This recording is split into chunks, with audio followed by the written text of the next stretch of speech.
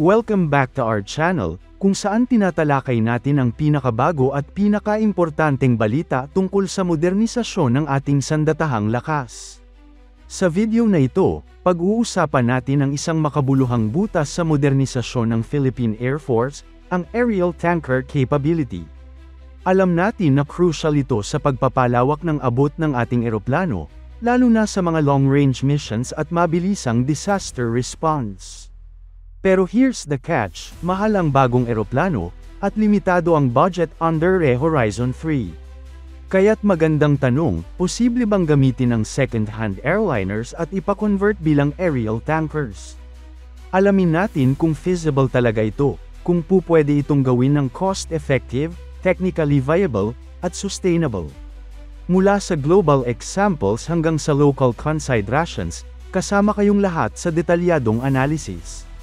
Game na tayo, pero bago tayo magsimula, tandaan natin na ang matatag na Pilipinas ay hindi lang nabubuo sa lakas militar, kundi sa maayos na pamahalaan, paglaban sa korupsyon, pagtanggi sa political fanaticism, at pagsugpo sa fake news. Mahalaga yan para sa tunay na seguridad at katatagan ng bansa. Una, bakit nga ba mahalaga ang aerial refueling para sa PAF? Under the Horizon 3 Modernization Program, 2024 hanggang 2028, kasama ang plano na magkaroon ng dalawang aerial tanker transport aircraft. Pero limitado ang budget, kaya kailangang maghanap ng affordable yet functional solution. Wala pang existing tanker ang PAF ngayon, ang closest ay yung mga C-130T Hercules, na originally ay tanker-capable KC-130TS, pero kinonvert na bilang standard transports, kahit plumb pa rin para madaling balikan yung tanker config when needed. Sa ganitong sitwasyon, malaking advantage kung may tanker kahit second-hand at na-convert para mabilis ma-deploy, magamit sa exercises, at magbigay ng chest-deep operational flexibility. Sa kabilang banda, kung bibili ng bagong Airbus A330 MRTT o Boeing KC-46 Pegasus, aabot sa $200 minus 300 milyon kada unit, hindi tugma sa budget ng DND, PAF.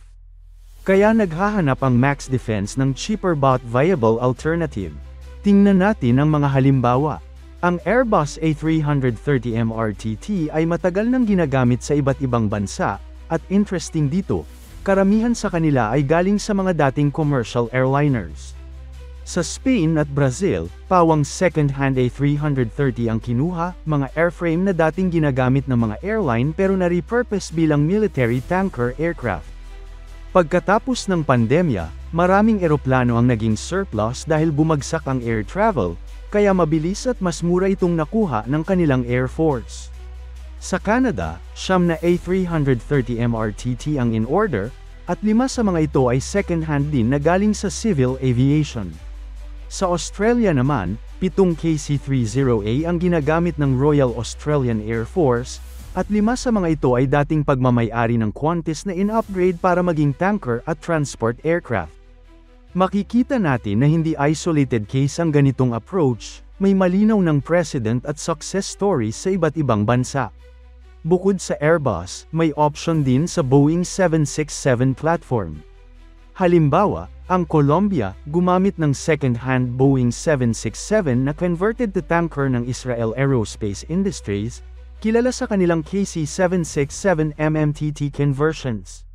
Kung ikukumpara sa presyo ng brand new na Airbus A330 MRTT o Boeing KC-46 Pegasus, na nasa pagitan ng 200 hanggang 300 milyon bawat isa, malaking tipid ang second-hand conversions.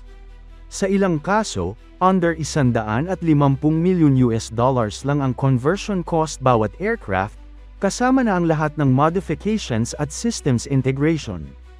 Ibig sabihin, mas pasok ito sa nakulang budget ng Philippine Air Force, na hindi sapat para sa dalawang brand new units. Bukod sa tipid sa presyo, ang mga medium-haul platforms gaya ng A330 at Boeing 767 ay kayang mag-operate sa malalayong ruta. Hindi lang ito para sa aerial refueling, pwede ring gamitin sa humanitarian missions, gaya ng pag-repatriate ng mga Pilipino mula sa Middle East, o kaya sa long-range exercises kasama ang allies sa Hawaii, Australia, o Japan. May flexibility na, may strategic reach pa. Ano naman ang mga major advantages kung gagamit ng second-hand airliners na ipa-convert? Una, mas mababang acquisition cost, conversion cost reportedly under 150 million United States dollars bawat isa para sa A330 MRTT. Pangalawa, mas mabilis ang delivery dahil existing airframes na ang gagamitin at hindi magsisimula sa scratch ang paggawa. Pangatlo, multi-role capability, pwede gawing cargo, VIP transport, ISR platform, o tanker. Pang-apat, may existing support infrastructure, platforms tulad ng A330 at 767 ay common sa civil aviation, kaya may mga MRO facilities tulad ng Lufthansa Technik Philippines para sa long-term maintenance. At pang-lima, strategic reach, medium-haul airliners na kayang magsagawa ng operasyon abroad para sa OFW repatriation, long-range exercises, at iba pa. Sa madaling salita, practical at utility reach ang conversion route, lalo na kung limitado ang pondo. Pero hindi rin mawawala ang mga risk. Dahil second-hand na ang airframes, may posibilidad ng metal fatigue, corrosion, o iba pang structural issues na hindi agad nakikita. Kaya mahalagang parte ng proseso ang comprehensive inspection at refurbishment bago pa man ilagay sa serbisyo.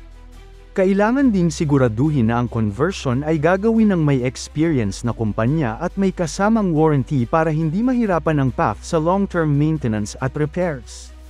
May iba pang mga hamon tulad ng conversion complexity, hindi lang basta maglalagay ng refueling pods. Kailangan ding i-upgrade ang wiring, structure, avionics, fuel systems, at magdagdag ng refuel operator station, bukod pa sa certification. May regulatory at certification hurdles din na dapat lampasan para maging legal at airworthy ang aircraft. Dagdag pa, mas mataas ang operating cost ng mas matatandang airframes dahil sa mas mataas na fuel consumption at maintenance demand. Sa madaling sabi, dapat ay may komprehensibong feasibility study ang PAF, technical evaluation, life cycle cost, refueling systems, logistics chain, at certification pathways. Kung bakit second-hand aviation conversions ang pinag-iisipan ng PAF ay malinaw, budget-friendly pero capable, flexible at strategic dahil kayang magdala ng twin mission roles na tanker at transport, feasible sa local ecosystem dahil may MRO facilities dito, may global precedents tulad ng Spain, Brazil, Australia, Canada, at Colombia, at risk-managed kung maayos ang evaluation at may kasamang warranty at conversion standards. Kung maayos ang execution, malinaw na may potensyal ang ganitong approach para sa atin. Hindi lang ito viable, madiskarteng solusyon ito para magkaroon ng aerial tanker capability nang hindi lalampas sa budget. Doble gamit, extended operational range, at compatible sa existing support infrastructure sa bansa. Ang tanong na lang, magkakaroon ba ng political will at sapat na technical support para tuluyang ituloy ng PAF ang ganitong direksyon? Ang PAF, sa tulong ng DND, ay planong magkonsulta sa isang feasibility study na parehong technical at financial para tuluyang makonfirm ang viability. Pero base sa mga nakikitang patunay, promising ang landas na ito, parehong global success stories at local support capabilities ang pumapabor dito. Para sa mga avionics at defense devotees, ano ang tingin ninyo, should PAF pursue dalawang converted A330 o 767 tankers? O baka may mas angkop na platform, aside from MRTT?